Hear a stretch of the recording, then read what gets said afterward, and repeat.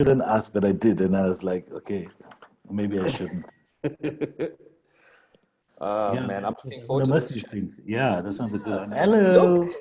There she is. Hi. Hi, How are you? Lesego. Hi, Ahmed. Hi, Jonathan. So nice to finally like talk to you. In person. Well, in person. Like But kind of impersonal, yeah. how are you? How is everyone? Am I late? Why are you guys saying there she is? Was I late? No, you. No, you know what the thing is now with like Zoom and Microsoft Teams and all of these things now, like you sit and you wait and you're like, oh, there's 2 minutes to go. This person still hasn't logged on because there's always a chance that somebody, can't find this, can't find that. The link is not working. So it's always a I just like blessing. surprising you guys. Like with 1 minute when people are starting to get nervous, I'm there. I usually like I'm too early. I'll remember 30 minutes before. And I'm like, wait, too much time. And then come 10 minutes before I start panicking. I'm like, where's Well, that see, link? we need to get ready. So we start thinking about this at like 8 a.m. I also had to do my. I also had to get I see it. I can it. see. Ahmed never normally looks this polished, let's say. No, this is Only important. because This he's is such a important. huge fan. He was like, hey, I'm going to get a special cut today. I can see he's even in formal soccer wear. Usually they wear the soccer shirt. Now you've got a jacket. Yeah, this Okay. is my See what I'm favorite. saying? This is my favorite jacket, right? For special occasions only. So I This is pull my this one favorite out. week. So we are. Yeah. There. All right, we're probably going to kick off. We're waiting for more people to come into the room. We'll probably kick off at about 3 minutes past or so. Okay. Cool. Okay, that's cool. All right, and then so just to take you through the basic format, Lesego, I'm sure there are a lot of people listening in on this anyway. It's predominantly a Q&A. We like to make it a Q&A thing. So you've been interviewed way too many times, and we don't want this to be another interview. We actually want the people who have logged on to watch this to share their questions. And sometimes it's a question related to all three of us. Sometimes it's just Ahmed, whatever it is. But it's really dictated by the audience, which is a nice fresh perspective. It's also so that you're unprepared. I mean, no one ever prepares. I prefer to be unprepared. I work better Done. with a little pressure. No, we trust you, man. We were just saying now that we're so sad that this is the last episode. These have been a lot of fun, and thank you so much for joining us on this one. I think this Why are is you so ending great. actually? Because some of us weren't ready for it to end. Look, maybe we can start up some negotiations. I think this was received very, very well. Maybe we can chat to the players and see what. I was Maybe just not. telling. We need another host. If Ahmed's busy, if Donovan's busy, Listen, maybe if that's what I just jumped into the conversation because I was telling Donovan just before you came on how difficult it is now to hustle for a living. So please just include me in whatever wheeling and dealing you guys have there because I need the cash. Done. I think people are logging on.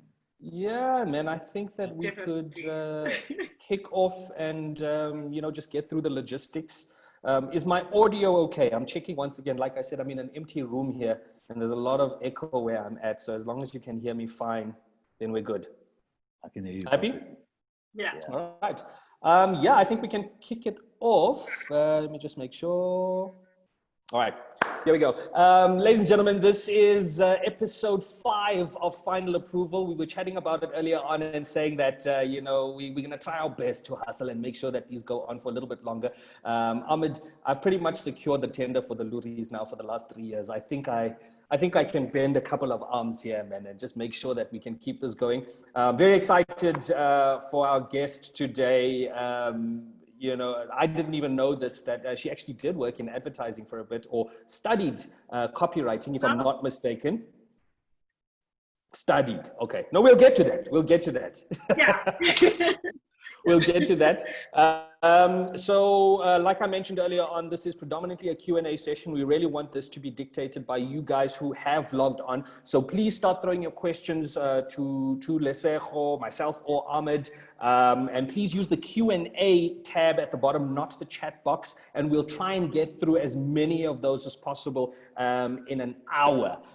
Joining me, of course, is the incredibly handsome, sometimes stunt double for Denzel Washington, Mr. Ahmed Tilly in the building as well. Hello, everybody. And of course, our special guest today, where do we even start introducing her? Writer, author, satirist, actor, incredibly smart person, Lesego Thlabi in the building. Let's make some noise for her. And you forgot to mention bronze, a winner of a bronze Lurie. Winner of a bronze Lurie. That's quite something, and we'll get to that. I'm very, very keen on that chat. The first thing that we always ask everybody: how are you? How's the lockdown been treating you? Okay, fine, fine. But lockdown is honestly getting to the end now. I'm here. Yeah. Like I'm ready to march for surfing. I'm ready to join the Caucasian. Just out there, like marching for gold. Like I'm ready now. I get it now. I'm sorry for everyone I dissed before. I get where we are. I'm done. I love that. So I love that Lesego is ready to march. Never mind Kelz. No. Like Lesego now is ready. Marching. Lesego is now ready to join in. I'm done. Sarah! Oh my God. So I'm going to kick it off with the first question, if you don't mind, Ahmed. And if you can quickly kind of summarize what's your background? You know, I mentioned all of these things about you, author, writer, blah, blah, blah. We spoke a little bit about you studying advertising. Take us a little bit back and tell us where this all came from, because you are a phenomenon. Thanks. It started like, oh gosh, it started so long ago. I've been acting my whole life. I've been dancing my whole life. I was that kid in like musical theater classes, dance classes. So my parents have really had to put up with me forcefully performing for everybody since I was a child. And then kind of in high school varsity, my parents kind of try to gear me towards making money. So they were like, let's do a BCom because there's nothing here in acting. You can do acting afterwards or you can act as a hobby, but we're going to do a BCom. So I did try for 6 months, but that did not work for me. So I dropped out and then I went to UCT and tried a couple of things. And basically it just took a long time to find my thing. I always knew it was acting, but it was more about like convincing the parental team that I can do it. So yeah, then I went to London in 2011 to go do my degree in theatre and did a couple of courses in New York during my summer holidays in musical theatre and TV writing. So I was just trying to pick up as many side courses as I could because I knew that acting is a very tough thing to just be qualified in. And also before I dropped out of school, I was also working at 702 as an intern, at Destiny magazine as an intern. So I'd gotten experience, I'd gotten courses. I was collecting courses, honestly, like a Pokemon. And then I came back here and I wanted to be an actor. So I went to meet a producer and I was like, oh my gosh, how do I break into the industry? I'm talented and I've studied everything and I know Tchaikovsky and what. And I was told like, oh, you know, this industry is kind of image-based and you don't have the right image. You're going to be competing with, you know, your boities and your bonangs and whatever. And you're kind of like an overweight girl that doesn't really fit in anyway. So I think you should rather go behind the scenes and work, you know, production, writing, and then, yeah, rather leave that other stuff because everybody wants to be an actor. But now if you've got competition and you don't even have the look, then, you know, it's not really going to happen. So I went to work at a couple of TV production companies behind the scenes, but like so upset, just every day, just like, oh my gosh, my job is to write words for people, make them look funny, make them look charming and have a personality. And it's like, why can't I just do that? So I think I just kept pushing with Kelz more and more because I really didn't want to work behind the scenes. First of all, the pay, what? But also the hours, the thanklessness, everything about it was just horrible for me. So I was like, I really want to continue pushing what I had gone to London for in the first place. So yeah, eventually I did get the opportunities, but that was like a 3-4 year process of working, doing videos here and there, leaving work, being unemployed for 2 years, hustling. I actually went to Vega because I didn't want to go back into TV. So I was like, let me see what advertising has. I'm good at writing. I'm good at article writing. I'm good at theater writing. Let's see if I can do advertising writing. So I kind of did it more as like, I'm unemployed. I have nothing. I don't know what to do now. I want to be more employable. Let me try Vega. And then on the way, Lurie's happened. And then, and then I was kind of like, okay, so clearly I'm also good at this thing and I actually really enjoy it and the pay is better. So let's see if I can transition into advertising. But I got so many no's, like, oh, guys, every company you can think of. Really? Yeah, I did interviews everywhere. I've literally been working with every single company that said no to me. And now I'm like, oh, now I'm good enough. Now I can write. But looking at all the, the ECDs who said no to me, and I'm just like, hey.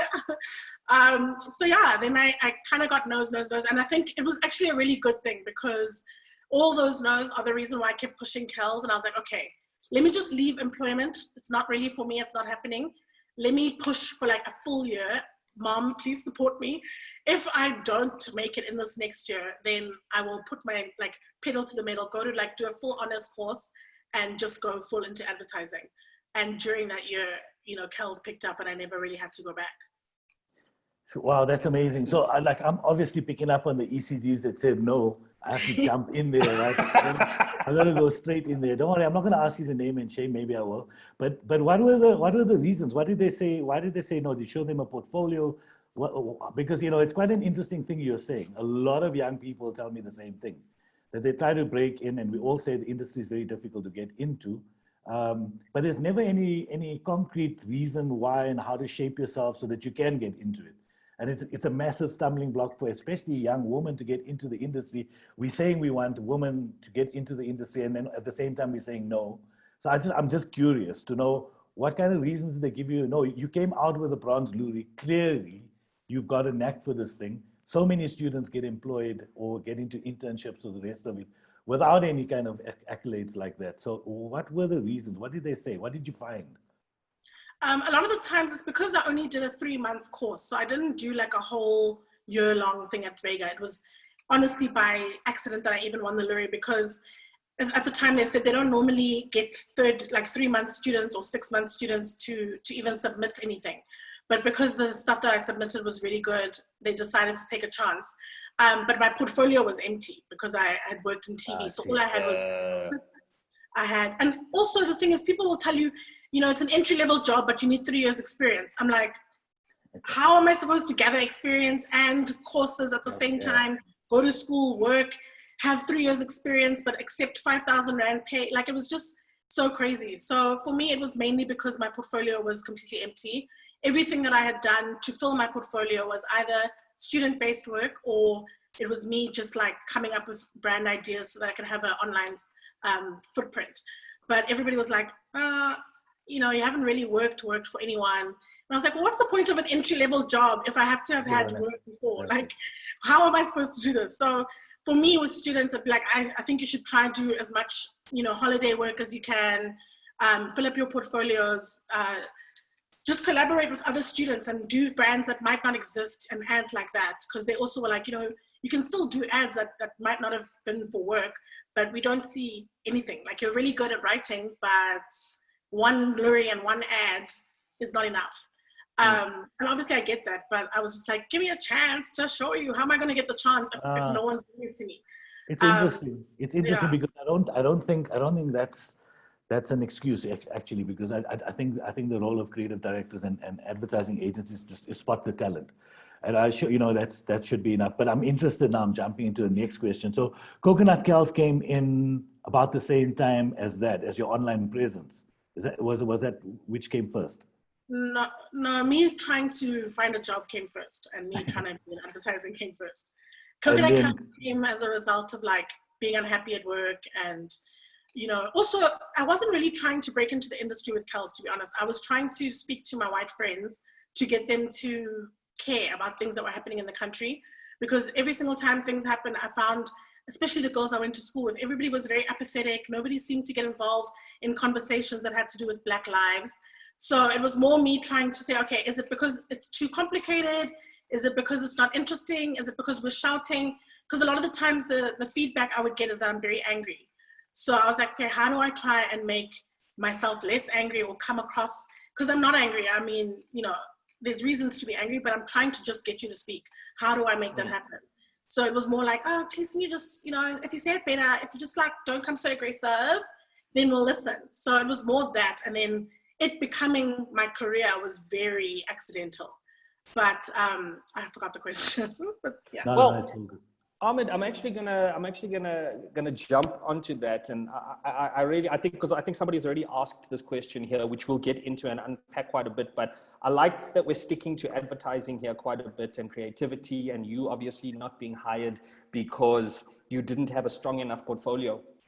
Do you think, in your opinion, because you found success online, like Kelz is, I mean, I mentioned it before, it's a phenomenon and something that can be translated in so many different ways. You did your first stint of stand-up at our comedy club and you absolutely blew everybody away.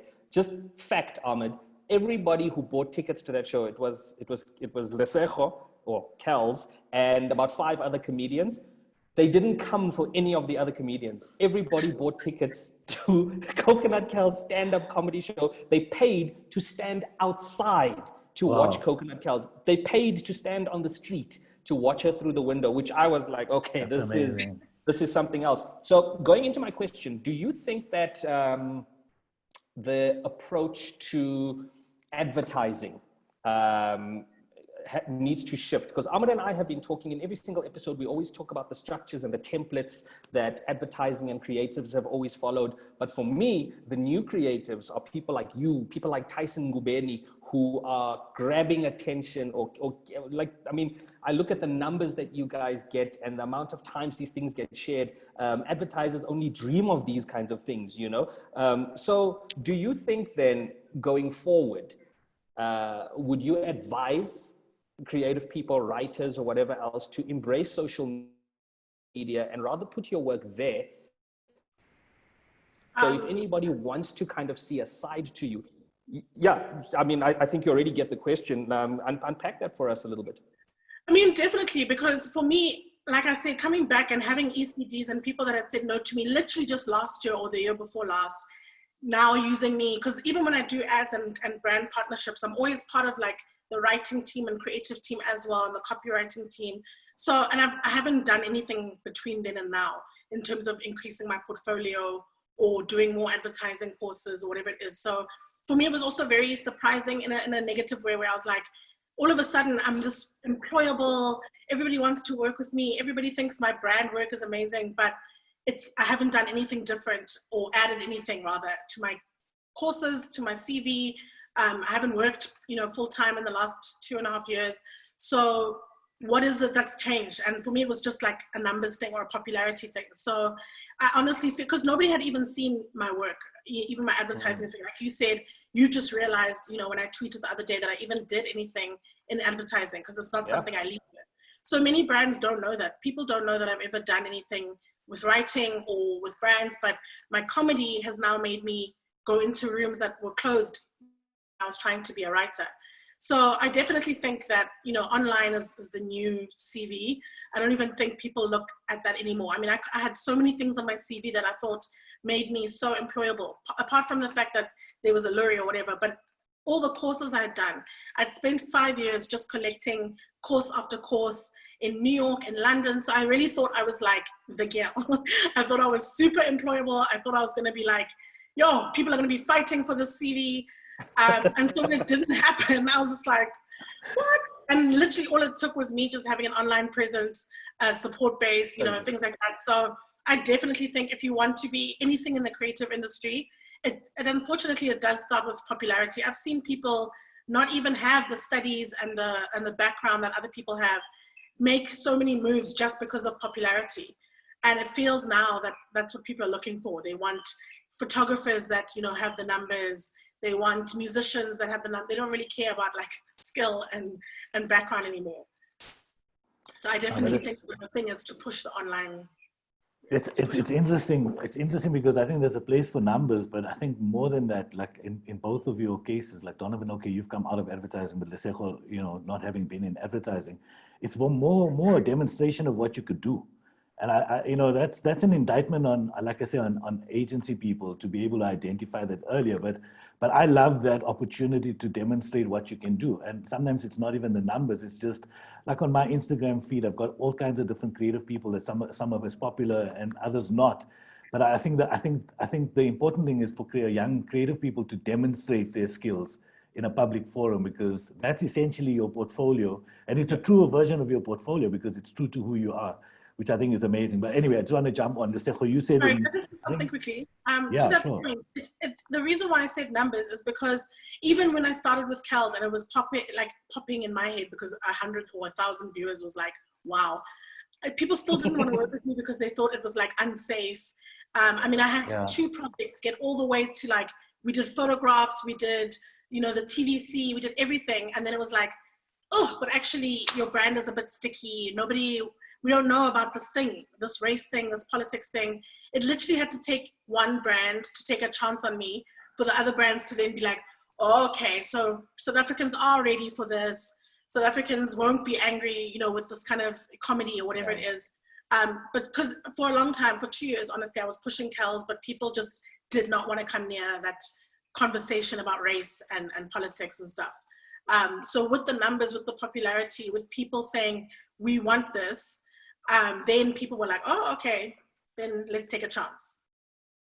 That's amazing. So interesting. Do you want to jump into a question here? I see there's a question for you, Ahmed, but I think I'm going to try and throw this next one to Kelz while we're still on this topic. Yeah. Aneme Dlamini says, you mentioned going to Vega while unemployed. Just from a perseverance perspective, what kept you going outside of being bored with the previous jobs? What motivated you to keep going with Kelz? And did you always know that you'd be famous? I always knew I would be an actor because I was not going to stop pushing that until it happened. But the thing that kept me going was like, I guess the idea of making money, and honestly is quite simple, but also the idea that I didn't want to go to do a job that I didn't like. So it was very easy for me to then be like, okay, cool, I have this writing thing, let me go write for a corporate gig. I mean, there was a chance for me to go work at Discovery as a writer for like their online newsletters, and I was like, oh, wow. Oh, like, please, anything else. So I decided to really push, you know, getting as many, you know, I even did a DJing course at Fuse Academy. I was just trying to pick up as many employable skills as possible so that I could just be employed all the time. Because the thing is, even with acting, you can have a series where you're amazing and then they drop you. And then there's like 2 years where you're looking for another audition or whatever. So for me, it was always to be employable, but also to create my own work. The reason why I did writing as well, the reason why I did DJing is because I never wanted to purely audition. I want to be able to create my own stuff. Tina Fey, you know, Mindy Kaling, those type of people have always been role models of mine because they created stuff when Hollywood said you don't have that look or you're not that archetype. So for me, it was always just, let's collect these courses so that even when I have the skills that I have, I don't have to wait for auditions or whatever. I can just create my own series. I can create my own characters. I can write for myself. And that's pretty much what made me persevere, is that I wanted to kind of appear on the credits like 100 times and just make sure that even when the things are dry, no one's calling you, hey, I'm creating by myself. Yeah. That's amazing. I mean, you mentioned other characters, and I remember seeing a thing you did with Tats, and you were talking about Coconut Kelz kind of pigeonholing you in a certain way. I was so keen to know what, and I actually asked you, and I slid into your DMs to go, we must have a coffee, because I want to know what other characters you have in that brain of yours. I mean, Coconut Kelz is not just entertaining, but she is like amazingly smart in the approach, and I think that for me is brilliant. So I'm just wondering, like, are you developing other characters? Do you do that constantly? Are they there waiting to go out? What's your process with the characters, and when are we going to see more of them? I'm not actually into character work as much. It's not something I sit and do all the time. Like, I know Tyson has like 16 characters in his head, and you know, we speaking about collaborating and trying something, but I'm not a character type of person. For me, the main thing is observation, and then kind of trying to replay what I see in the real world, not necessarily behind a character, because for me, Kelz is so many people. She's the rich black girl at school. She's the white auntie who calls into 702. She's, you know, disillusioned Karen. So they're actually like 6 different characters within Kelz, and it's easy for me to lean towards, you know, certain things. But because I was a kind of a Kelz when I was young, I think my parents really were like praying that the coconut would get shaken out of me.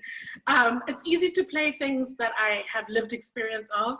The people that live around me, when I go to restaurants, the people I see, listen to 702, like I said, the people who call in are all this type of person. So I'm not trying to explore other characters because it wasn't something to like do a Saturday Night Live on my page. It was just, I really want to explore microaggressions. I really want to, the fact that it's this funny and it's taken this kind of life of its own was secondary to me. It really was about creating conversations to say, you know, why are white people not really getting involved in the very deep conversations around race? You know, even now with Black Lives Matter, you put up a black box and then that's the end of the conversation for the next, you know, a couple of years. Your boardrooms are still really white. Your industry, I mean, I've been on sets where I've done projects before where I'm the only black person.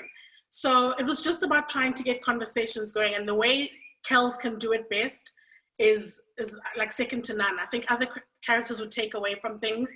If I suddenly have, you know, a different character, maybe I'm just making fun of something. So I'd rather just stick to what I know.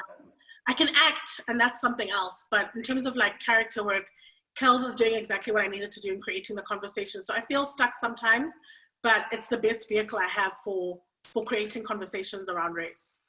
It's very interesting because you say author, you say actor, you say comedian in your profile, but the way I've always seen you is activist. And I know, you know, activists don't like to call themselves activists, but that's really what you've been doing. And it's interesting because like you got all of us in the sense that you used humor, and that's what comedians do best, right? They kind of use humor to be able to broach some amazing topics. Tell us about, when you talk about activism, well, when I'm talking about activism, tell us a little bit about the school, the racism in the school thing that happened online. And I think you were pretty vocal about that.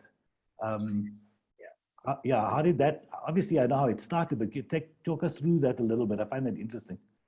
So, I mean, even how Kelz started was a result of racism in schools, because when Pretoria Girls High had their hair incident in 2016, that lack of conversation around that, I was like, I experienced the same thing at my school 10 years before, but we were kind of maybe disenfranchised. We also went to boarding school 4 hours away. So it was a lot tougher to think you have any kind of support outside the school gates. But then to see it happen again 10 years later and see the same people not getting involved in the conversations, not caring. And yeah, so for me, that sparked a lot in creating Coconut Kelz. So even now, again, 3-4 years later, we have racism in schools spark up, and it's going to keep having its moment in the sun because it's not really going away. So the only reason why I got involved so vociferously is because my entire experience, my entire reason why my friendships look how they look today is because my anger, I guess, at racism at my schools, and just not understanding how things have not changed even in 2006 when I was in matric. I thought, wow, we are like so many years into the new millennium and whatever, and now we're in 2020 and people are still having those same issues when there are more black kids at school. So for me, it's just like, when are we going to change this? And if I'm a voice, you know, because I went to 2 different schools, so people from both those schools are also coming to me to say, okay, you have a following, you have a voice, please help us amplify the voices. Also because girls who currently go to the school, they can say stuff, but no one's really listening to the students, as we've seen before when I was at school and after and before. So it was just trying to kind of amplify the voices of girls who go there.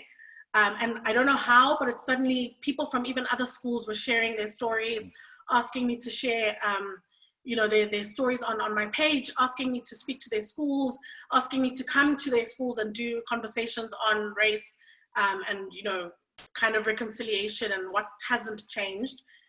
So yeah, I don't know how that kind of happened, but I was sort of like the voice of racism in schools. I'm even doing a talk tomorrow night about racism in education. But for me, it's just really important because that's the first instance where I really saw that we are different. You know, when you grow up in a multicultural school, especially where white is the majority, you think like, oh, I'm one of them, like we don't see color, oh my God. And one day something really big happens that reminds you how black you are and how black is a bad thing. So yeah, I'm very passionate about that because someone as young as 6 shouldn't really hear the K word at school when people are told all the time that racism is in the past. Our teachers are calling us skibenga because they think it's a cute term for little black kids. So yeah, it's just very much informs who people are. I know people that I went to school with that are in therapy today because of things that happened around race in schools. So yeah, it's very passionate for me because it starts so young. And it's so informed in everything we do. Teachers, the way they talk, the way fellow pupils talk, the experiences you have when you go to your friends' houses is so steeped in racism. Yeah. Wow, man. That's amazing. And I think there's such an important place. I think you fill that space. The interesting thing is the microaggressions that you talk about, and some of them are not even micro, some of them are like quite blatant. But here's the interesting thing is they've come out of the school system and then we go into the workplace and it continues there. And so, I think it's a great place to start and confront schools and pupils and parents and teachers at that level, because I think the school has got such an important role to prep people for life and influence their opinion. So thank you so much for doing that. I think it's amazing. Do you think it's making a difference? You know what I want to do, Ahmed, before we even go there? No. There's a question here which I think relates to what Lesego is talking about now, where somebody's asked you, or they've mentioned that you're an advocate for people of color in the advertising world. This must have rubbed a few folks up, excuse me, the wrong way. How did you balance your beliefs with climbing the corporate ladder in a predominantly white space? I don't think it's both. I think when you have beliefs, and I'm sure you'll all agree, when you have certain beliefs, and that becomes foremost and most important, becomes most important, because you can't step out of who you are, no matter where you are and what you're doing. So I've always had those beliefs. I've never been, I've been vociferous, but I've been calm, quite calm in the manner in which I've approached it, but I've never stopped myself from saying what I needed to say. And, I've done relatively well in the industry, and that's because of a lot of support that I've received from people. But, I know that it blocked certain parts for me within the industry, and I'm okay with it. I'm really comfortable with it. So I just think the bottom line is, if you believe in something and you believe strongly in it, you just can't change who you are as a result of those beliefs or as a result of your path and anything inhibiting your path. And that's just the way I am. I'm generally considered a really nice guy. I think that helps a little bit because people tend to listen to some of the things that I say. But yeah, no, I wouldn't change the way I went through my career. And I know it was limited to some degree, but I'm not bitter about it. I am who I am. I said what I needed to say. And I think the bottom line is when you're talking about not equality, but when you're talking about inclusion and being fair and just general human traits, a lot more people will agree with you than those that disagree with you. So, that's, it's just what's right. And I'll never stop me. It's not going to stop me in the future. And I mean, on our first episode, we had Fatuani Mukeli, and we spoke a lot about advertising and the lack of authentic Black stories, and how we keep regurgitating the same stereotype over and over still in 2020. And it frustrated me quite a bit, when I was still in agency, where you present something and just because somebody doesn't understand. So there's a level of ignorance, I guess. They don't take time to understand where you're coming from with whatever idea you're trying to present. And it automatically gets pushed to the side because there aren't enough people in this room who get what you're saying. But I'm going, guys, trust me, this is going to resonate with people. And Kaya spoke about this as well. Kaya became a big advocate for fighting for the little guys who were presenting ideas. And he was just like, if you put this ad out, Black people will get it. I know. Black people will get this idea. And if these are the people that you're trying to speak to, why would you go for the stereotypical thing that we've regurgitated over and over again? And it's a conversation I think we don't have often. There's a lack of empathy, I think, where we don't take time to sit and actually go, you know what? I'm not going to say anything. You talk, you teach me. What do I need to know to actually make this thing better?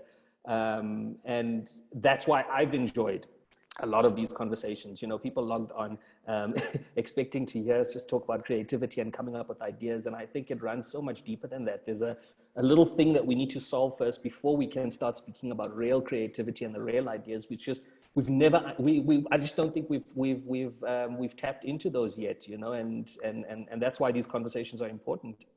I mean, Lesego spoke about lived experiences, right? And you spoke about not enough people in the room. And I think that's ultimately the thing in any industry, is to have the numbers, to have enough people who are representative of this kind of enough Black African people in our businesses, firstly. Secondly, because they've got the lived experiences, you know, that's where you're going to get the real magic. And so it is a numbers game. And that's why I was quite disappointed. Lesego, for example, didn't get in because someone said she didn't have a portfolio. But that's what we need. We need really smart people who can write and can have big concepts and creative ideas and who are Black and especially female to fill our boardrooms and fill our passages and our corridors at work, because that's where things get shared and then influence the work. And so, yeah, I mean, that's really, it's a very simple cause. I mean, I think one of the reasons why I probably wasn't hired in sort of the second last or third last interview I didn't know that one of the brands had done a dancing ad for custard. And I kind of was like, when I come to work here, one of the things I want to eradicate is Black people dancing for custard, Black people dancing. And I mentioned this ad and I was like, it's such a terrible ad. Like, I'm sure it got its numbers and its reasons, but it doesn't make sense how racist ads are. And like, you think we're your coons or your buffoons. And that's what I want to also stop, is that representation of like, the only Black people we see are dancing, but everybody in the boardroom's white. People coming up with these concepts. You see a word like Sibowel on the timeline, and then you put it in a place that doesn't even make sense in your ad because you're trying to speak to Black people, but not using Black people. And it's very, very transparent to those of us who are watching that this isn't written by a Black person. Sibowel doesn't even mean that, doesn't go there. Dancing for custard is not something that we fucking do. So it was very much, a kind of thing where we make that ad. And I was like, okay, thank you very much, guys. I don't even mention you'll call me. I know, it's fine. You validate parking. That's a great story, actually. I'm glad you left. I'm quite surprised there was an admission that we made that ad, because I mean that went viral. People were complaining. People were like deeply offended by that ad.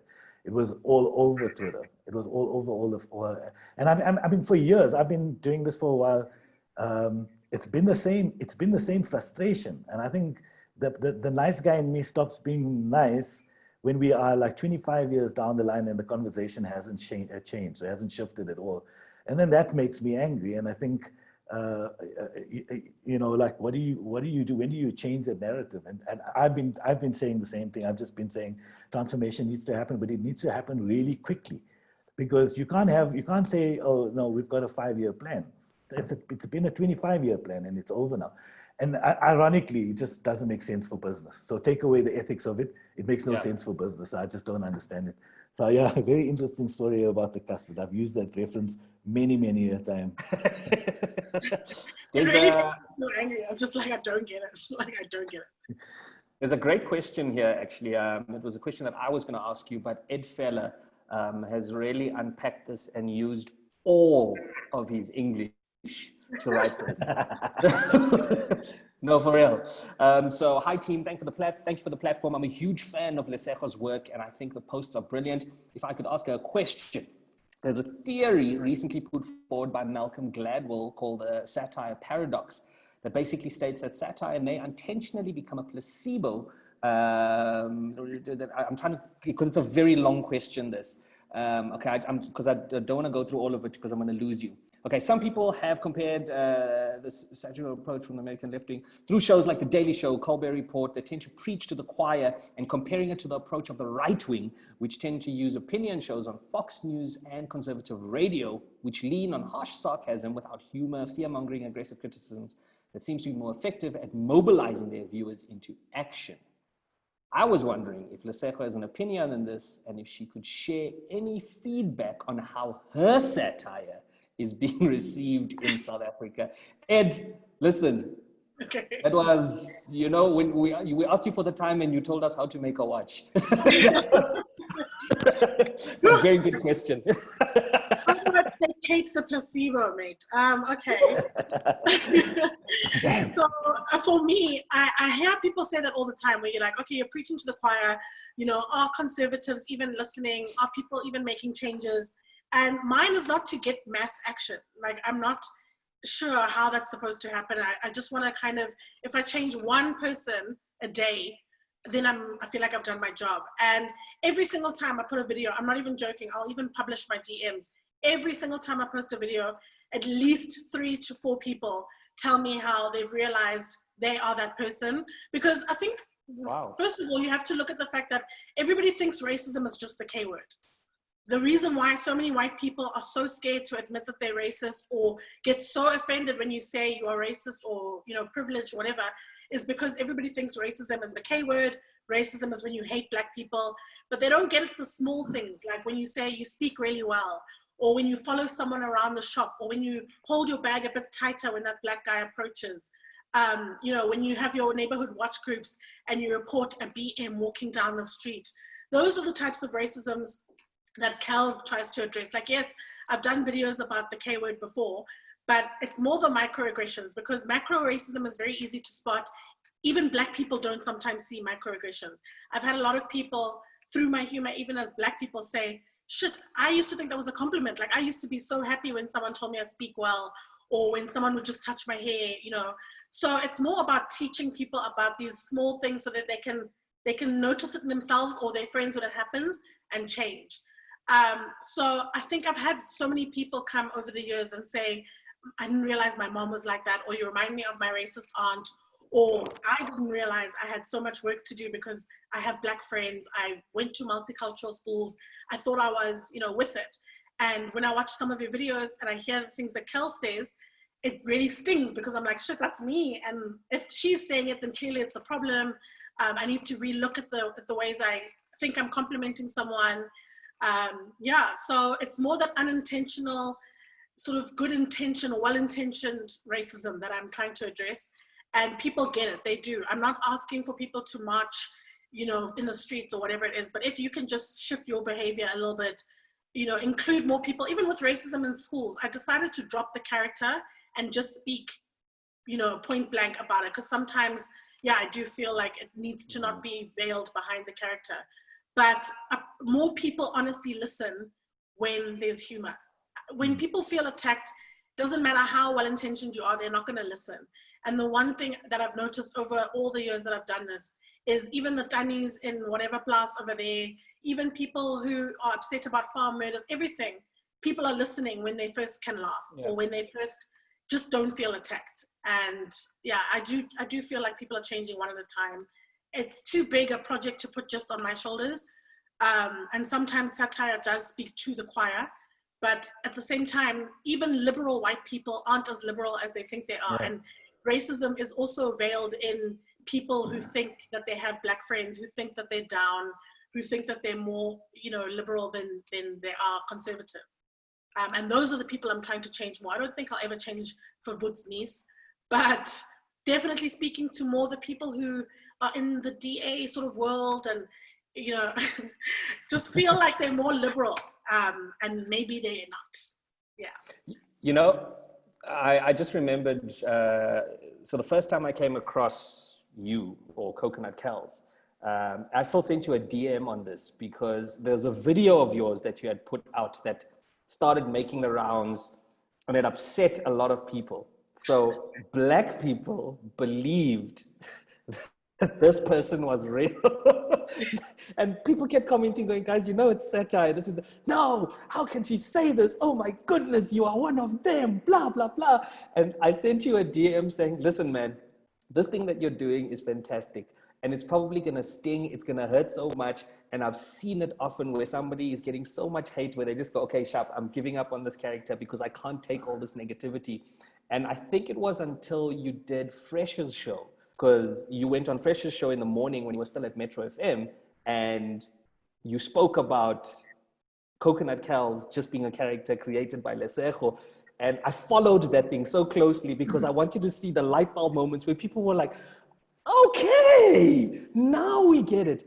And, you know, it was so wonderful because the floodgates had opened, you know, and I was so happy because, and that's why I like Ed's question, because satire in South Africa is such a weird thing. We've got a very weird relationship with it, you know. Comedy itself, comedy is a very young thing. We understand, you know, we're very one-dimensional when it comes to comedy and joke structures and what we're used to. It's still very young in South Africa. Like the Leon Schuster joke structure is embedded in a lot of people's minds. The moment you try and change that format, people go, what is this? This is either a little bit too clever.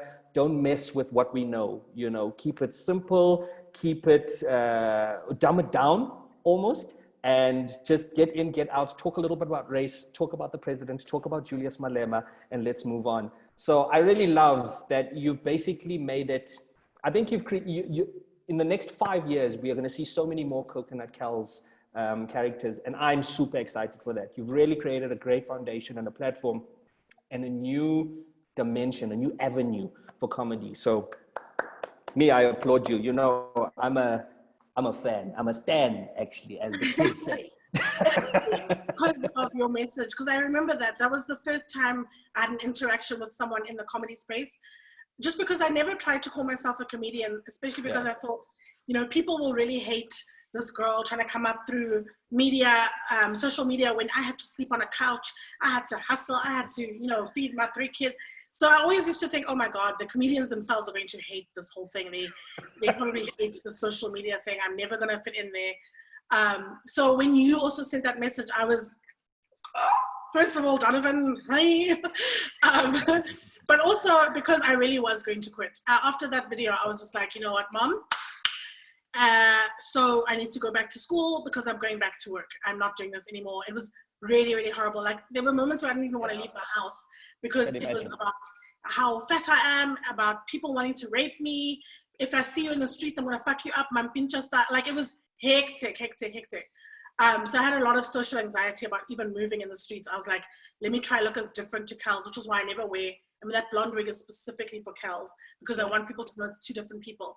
But I was really, really hurt that Black people didn't get it because I thought I'm doing a character for us. And that time during that ENCA situation, it was actually Black people who were the most angry, who didn't get it the most, who were the most violent. So then I was just like, okay, what's the point of this thing if the people I thought I was doing it for aren't getting it? Like, let me just pack my bags. Clearly I haven't, you know, read the room well. I don't know if people want jokes to be like, slip on a banana peel, ha ha ha, or I must laugh in it, or I don't know. But it wasn't clear enough that it was a joke. I really thought I was doing everything. Yeah. I said my dad has a helicopter. I said he parks at Wits. I was like, which one of you Witsies has seen a helicopter land here? Why are you mad as if you've seen this thing? Like, come on, think about it, please. So yeah, it kills me when, as ridiculous as I try to be, that's usually the videos that people get the most mad at me and tell me, you're Black, you know. I'm like, yeah, I know, guys, please. So firstly, what made you continue after all of that? I mean, that pressure is insane. When there's violence been thrown towards your threats, you know, that's a point where you just go like, nah, it's not worth it. So what made you overcome that? What made you continue? Like, what did it take? So it was nods from like the Donovans of the world, you know, sliding into the DMs. But my mom also said, you know, people who are in comedy or social media or whatever it is, wish for a viral moment. People pray, work their whole careers and don't get a moment like this. At some point, the ENCA video had over 1 million views on Facebook. So it is clearly, it doesn't matter if right now it looks like 90% negative. People are talking about it, it's viral, it's doing what it needed to do. If everybody got it, it wouldn't be so nuanced and smart. So try to ignore them as much as possible. I know it's difficult because right now you don't want to even leave the house. But at the same time, just understand that if you weren't exactly where you needed to be, you wouldn't have had a viral moment. This thing would have slipped under the radar. I mean, I've done more interviews before that. It wasn't even the first one. Even at ENCA with Jane, I had done interviews before that kind of got lost in the, you know, but then that one really stuck and got retweeted. And so she was just like, you're onto something. You're really onto something if you're having this type of a moment. Cry it out, write journals, whatever it is, but don't stop because really what's happening to you right now, people dream about and sometimes never have happened to you. So that was mainly the real reason. And also starting to see phone calls happen from that. You know, people were like, okay, we're interested in working with you. And I was like, okay, I'll stay. So yeah, that's kind of how it happened. You know why I like that, Ahmed? Sorry to bother. I really like that because I read a tweet by Tusa Mamba the other day saying that one of the reasons why you don't see South African creatives pop off or blow up on social media is because they're scared to put their work out. You guys are so harsh with your comments. You will drag somebody to the ground where they will give up on their dream completely. Somebody who had something, you can see it, man. You're like, this is going to be amazing. And this person gets bashed and dragged and torn apart that they just give up on it completely, you know? And it's something that I really wish, because Twitter is such a wonderful platform if you use it right. You know, it can, like, you can spread such amazing energy on Twitter, but there's a part of it that can just completely squash dreams. And, you know, it hurts me that we don't often get to see a lot of great work. People really never express themselves because they're so scared of what people are going to say, you know, so. And people are very so important. rude. They don't have home training. They just say the craziest things. Like, there's a certain factor of popular Twitter people who got their popularity from being mean. And it's funny to say, oh, you're not funny, or shut the fuck up and die. And I'm just like, honestly, who are you? What is this? Who raised you? That's bizarre. So I wish people would ignore it, because for me, the block button is super active. I've had people realize later that it's a joke or satire, come back and been like, please ask Lesego to unblock me. I'm so sorry, Kelz. I didn't realize it, whatever. And I'm like, yeah, but even if you don't like something or if you don't get something, don't speak to people like you're crazy. Yeah. Like, I'm not the one. I promise you that. I will either come at you with the same energy, make you regret being born, or I'm going to block you. And you don't really come back from a block for me, because it usually means that you came with really, really negative energy. It's not just, I don't like this video. It's, you suck. Who told this bitch she's funny? Oh my God, give up. Like, nobody wants to see your shit. Like, you know, and it's just like, okay, that type of thing I don't want. Even if you realize it later, don't speak to people like that when you don't like something. I don't like a lot of videos that are out there, but I just ignore or mute or move on. If you have the time to take to tell someone that they must focus on something else because they're not funny or they're not interesting, that says a lot more about the poster than the person they're talking to. Absolutely. But now, all those things, have they changed the way you, or what you post? Like, does it influence what you comment on, or how, not what, how you comment on things? Is it changing the creative product, your creative product, the way in which you're doing it out of fear or whatever it is? Does it influence your not output? Anymore. In the beginning, it kind of made me just I took like 2-3 months off posting a video. And even now, I think I post less frequently. But I've heard the worst. I've seen the worst after that video from last year.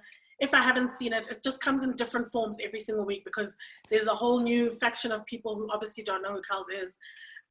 So I've seen the worst. It just kind of like, whew, okay, that sucks. Moving on. All right, let's try again. So yeah, I think I've seen the worst. I'm not scared of anything anymore, because if I made a book out of every negative comment, you guys would be super shocked at the intensely disgusting things that people have said to me. So yeah, I'm not scared of that anymore. And more people are getting it. So they are the ones who talk to the people who don't get it. Sometimes I don't even respond. I'll just say nothing, and then you'll see like 5 or 6 people.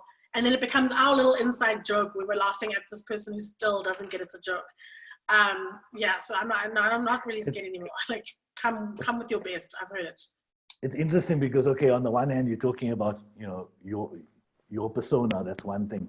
But in advertising, it's a very similar thing. A brand will try once to do something interesting. And bottom line is, when you put something out on social media that's remotely interesting, you're going to get people who love it and you're going to get people who hate it. And the minute Twitter jumps on it or social media jumps on it, that's the last time the brand would touch anything interesting again. And I say interesting because anything that doesn't have a love-hate relationship is just boring and wallpaper. Yeah. And it's an interesting thing, because I've noticed over the last, 10 years, since the advent of social media and Twitter in particular, people and brands are so conscious of what they put out there for fear of recrimination. It's like amazing. But the problem with that is, that's why I was leading my question, Lesego, was the problem with that is it inhibits and it constrains creativity for the brand, ironically. So there's such a fear factor around, can we say this? Who's going to like that? Someone may have issue with it. And I have found that days before social media, you would put out there, I mean, okay, you had to write a letter to the newspaper back in the day. And you don't have that. It's almost instant. But I think it's an interesting point, if there are any clients listening, is that, you know, if you put anything interesting out there, know that you're going to get people who love it and you people who hate it. But I'd rather have that to create some interest around a brand than to have something that no one actually takes notice of. And I'm glad that you Lesego, the fear factor didn't stop you from the quality of your product, because it can so easily make you nervous about what you put out there, and you haven't done that. And that's amazing. I think that also comes with making boardrooms more, representational and stuff like that. Because if you're going to work with subjects around race and you don't have a Black person in the room, you're probably going to go wrong. So stop doing that. Get Black people to write these ads that have to do with communicating about race. If you want to do something around Pride Month, why is your room strictly cisgender and heterosexual? So get the people of those communities, and not just to come in for Pride Month or to come in for, Martin Luther King Month or Black Lives Matter or whatever, but to actually be in those rooms, so that the more you can speak to the youth, because the youth is all those things and everything, the more you're going to have products where only people who don't get it, or only the fringe of society, is going to be offended. But people who really matter are going to get it, because it's people who represent those groups speaking directly to their own people. You're not trying to translate it through a white filter or through a straight filter or whatever and think you understand the culture from the outside. Just get people who represent that culture to honestly come and make work that speaks to their people. Absolutely. This actually leads me to this next question. NL Mhlongo says, we're encouraging young creatives to create a public portfolio online. Now, on the topic of activism and racism, brands globally have jumped on the BLM movement for what appears to be commercial reasons. How do creatives protect themselves from partnering with brands who may appear to suddenly care for their own bottom line or goodwill? Tough. Well, okay, for me, I always look at who works there, because there were a couple of brands that were in trouble because they put this thing up, but when they have a staff picture, it's all lily white, it's all male. So for me, that doesn't make sense. If you are representing Black Lives Matter and you actually care about Black lives, you would have employed Black people, you would put work that speaks to Black people without being offensive. So it's that kind of thing. You can do a little bit of research, just like who's on the board? What does the executive structure look like? If there's a ECD, I don't even know the things there, those bosses. Is everybody who's Black a junior copywriter, and everybody who's white is on the senior levels? Because that's a lot of what Cape Town looks like to me. You have a lot of junior copywriters and graphic designers and things like that are Black, but there's no real upward mobility there. So just a look at the work structures, the names there, the ads they've done, how offensive things have been, will tell you a lot about if they're jumping on a bandwagon or if they honestly are about transformation, because you can't speak about transformation but not transform your own company. So just look at those things, and that will tell you about whether it's a trend for them or it's a lifestyle. I'll give you an example. That's amazing. I'll give you an example very, very quickly. Great answer, actually. I love, you couldn't have said it better, but you made me just remember this thing, and I'm not going to say who the agency was. I'm not going to say who the client was. He'll tweet it later. Yeah. But I'll never forget, so there was a pitch that went out for this thing, which was created in Cape Town, right? By a team in Cape Town, a white team in Cape Town. And then it had to be presented in Johannesburg. But the pitch was sent to somebody who had asked me and a Black creative director at the time to go and present this work. I'd never seen it. I'd never touched any of this stuff. But can you guys go and present this? We're presenting in 2 days, but can you study all of this stuff? You can jump on an email and chat to the creatives and find out what it was about. Then I was like, guys, I see what's happening here. There is no way. And I got into shit for it. I actually did get into shit. It was, you're supposed to be a team player. This would have been a big thing. And I was just like, no, guys, this is so wrong that you're using us as a face to win work. And when this work does come, do I then carry on with this? Say this work wins an award. Am I the one that's going to go and shoot this ad and collect it? I could never do that. What is this? It's ridiculous. I'm not even smiling, because when I posted that thing about experiencing racism in advertising, apart from my own exposure, it was amazing how many stories, Donovan, like the one you're talking about, had come out, like having someone present someone else's work, being in the pitch room because of color, photograph for staff members. Someone had said, we need a black hand for this product in an awards board. You know, it's actually, it's insane how much of that happens. And that's why, again, coming back to Lesego, I think it's amazing that you not just doing it to secure the bag. I think that's so important. If we're going to shift anything, you know, it's amazing when so many people come into it, and if so many people could adopt things like this and go, you know, that's the cause. I don't believe that you're actually legitimately in that, and you turn the job down as a result of it. I think that's that's what causes people to think about things. Otherwise, we keep kind of hiding. And when I say we, I mean collectively. You know, Black creatives have been doing this, and they're in a very difficult position. How do you tell your senior that you can't step into a pitch room for exactly the same reason Donovan just said now? It's like, why aren't you being a team member? So I think it's amazing that you can have the strength of conviction to say no to money based on some ethics. And it, you know, no one's perfect, but at least we've got to start there. I respect that. Yeah, it's because I was not getting any bags for like the first 2.5 years that Kelz was doing this, because people didn't want to work with me. And for me, every single time I also have had brands come to me and say, okay, I want to work with Kelz because of maybe your numbers, but we don't want you to speak about race and politics. We want to do an ad where you just pose or you just dance a little bit or whatever it is. So for me, it's super important to stay true to Kelz's thing. Otherwise, I would rather not work with Kelz. There's other things that I'm doing, other projects I have. For me, even doing brand work was a secondary thing with Kelz. I didn't expect it to ever take off because of the nature of what I talk about. I just knew it was too dangerous and people probably wouldn't want to work with me. So I didn't really imagine that happening anyway. So when it did start happening and I was very secure about, okay, I can't work with problematic brands. When we work together, I will mention something about race or politics because that's why you're coming to me. Otherwise, you can go to another comedian. And so I think I've kind of, from the jump, that's kind of been my approach. And that's why when people come to me, they kind of already know that. And I've worked with brands. A lot of the brands I work with have been long-term, you know, collaborations because of the fact that we know each other. We know things have worked out. I've never really gotten a brand in trouble. Because I know how to also tone it down a little.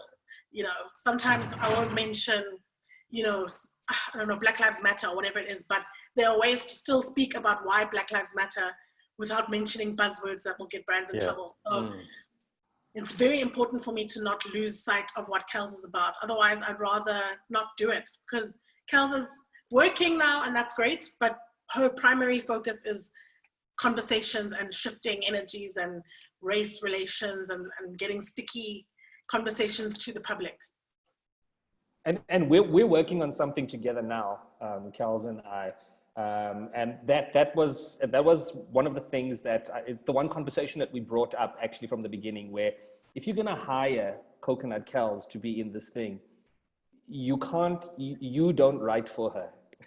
Coconut Kelz must write the script, and there's no point in the editing of the script where you look at it and go, I don't know about this, or I don't know about this line. But you've got the person here. You chose this person based on what you know about them. You have to let them be. So I'm hoping and praying that, you know, when we do finally put this out, that they go 100% in Coconut Kelz, because I'm going to fight for you as well. You know, I'm going to be like, well, then it makes no sense. It makes no sense, you know, because I'm. And really, we're in that kind of situation now, to be honest, where I am like being, you know, not quietened or silenced, but things are shifting now. Where we've already made agreements, things have been signed, and now people are kind of coming back with, ish, it's a bit dangerous. And I'm like, okay, then you need to call, you know, maybe like, I don't know, I'm not going to mention names now and get myself in trouble, but another comedian who doesn't speak about race, because it doesn't make sense to you. Otherwise, you're just using this as sort of like a billboard, which Kelz doesn't do. Like every single time I've collaborated with brands, we speak about caucasity or skemengas or race somehow. Otherwise, I don't want to just be a billboard. So it's a little bit of a struggle now, but at least Team Donovina is there. So we're going to keep working. Awesome stuff. Do we want to take one more quick question, Ahmed, before we kind of close this off? Yeah, sure. There are more comments, and I think that's also pretty cool. There's another question from Ed Feller. He's feeling greedy. I feel greedy trying to ask a second question, but if there's time. Do you ever have moments of anger or other difficult feelings during your creative process? I've tried to write satire before, and even when the end product is light and humorous, sometimes just the offensiveness of the subject you are satirizing can bring out a roller coaster of emotions, including disappointment, resentment, shock. How do you deal with that in the process? Okay, so I have two different accounts, two different pages on all my social media. I have Lesego and I have Coconut Kelz. And where I deal with my anger part of it, the more serious conversation, the venting, the debating is on my Lesego pages. And then when I've calmed down off of that, then I translate it into satire for later. But usually I don't react immediately. Like I try, give it a day or two, a beat or two, just to be like, let me also look at all the comments that are coming in, because for me, Kelz is like very much, she lives on the DA social media pages. She lives on 702 social media pages, whatever it is. So I pick up real life comments. I get, my Lesego persona, my real life persona to discuss it ad nauseum, get angry about it, let that stuff happen on the other side. If you want to do satire, the best thing to do, I would say, is to separate yourself from the character. The character lives on its own. I never really go on to those pages unless I'm responding to a comment or posting a video. And that's how you'll be able to easily get your anger, frustration out, and then the humor later. Awesome. I think we're going to close it there. That was fantastic. Listen, man, we could not have ended on a higher note. This was absolutely fantastic. You are so amazing. And, I always wish you everything of the best every single time. I get excited every time something new pops up, every time you're involved in whatever. I'm really, really keen to see, more than anything, the people that you inspire, the batons that you pass on. I just want to see more versions of you out there. I think it's going to be like the next 5 years is going to be fantastic. And you're steering something incredible here. I respect you so much, Lesego. Yeah, my turn to tell Lesego a few things before she responds. I think I've said this to you before. I think what you're doing is really important.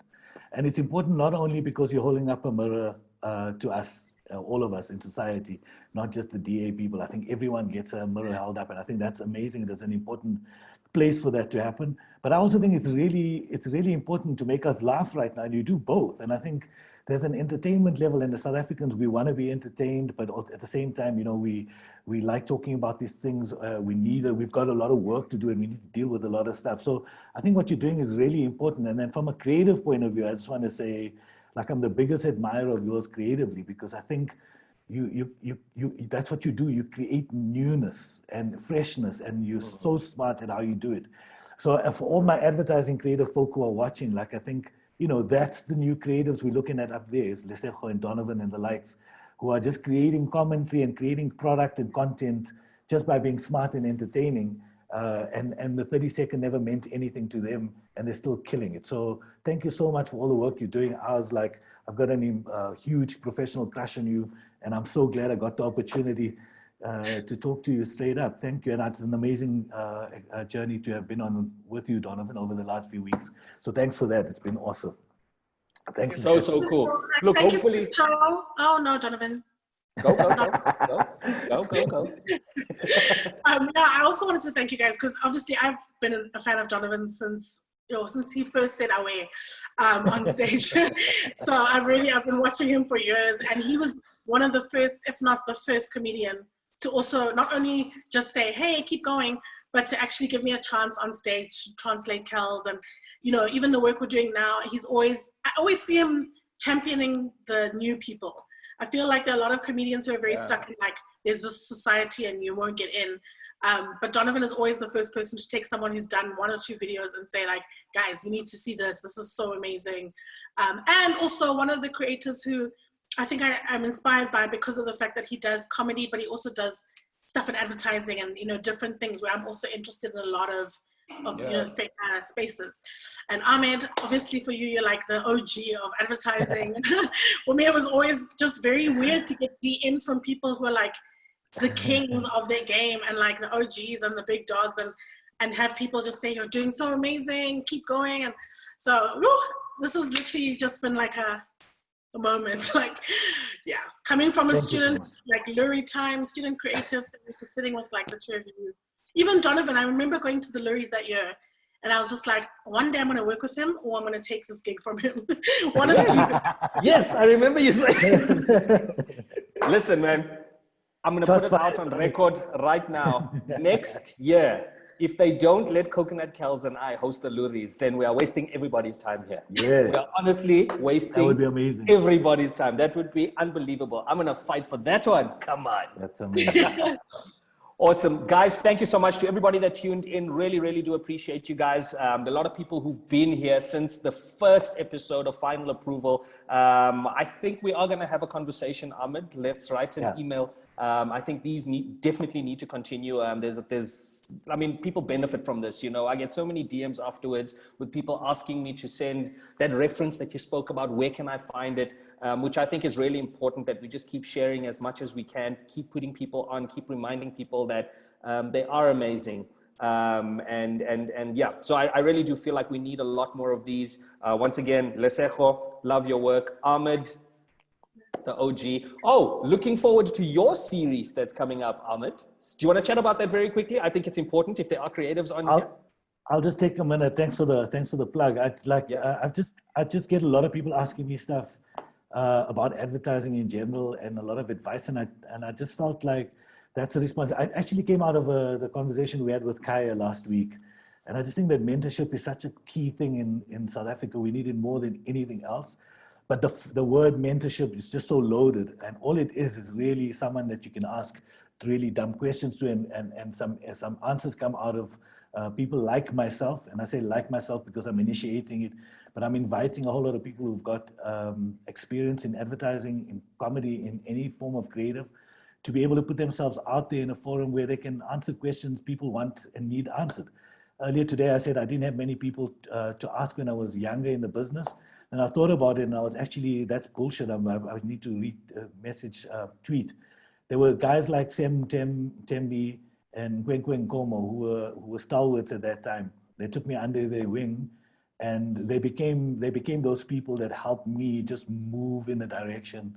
And that was so helpful, so useful, just to be able to have a sounding board out there. And I want to offer that to anybody out there that needs any information. So ask Ahmed anything, and hopefully he'll answer some of it.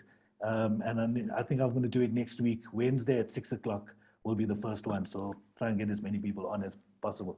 Thanks for the plug, Donnie. There you go. Of course, we need a lot more of these. All right, guys, that's it. Thanks once again for tuning in. Good luck to all of you guys. Stay safe, stay warm. Apparently, there's a cold front coming. Look after yourselves. Apparently, that's what I've heard. Yeah. Take care. Enjoy the rest of it. Bye, guys. Bye.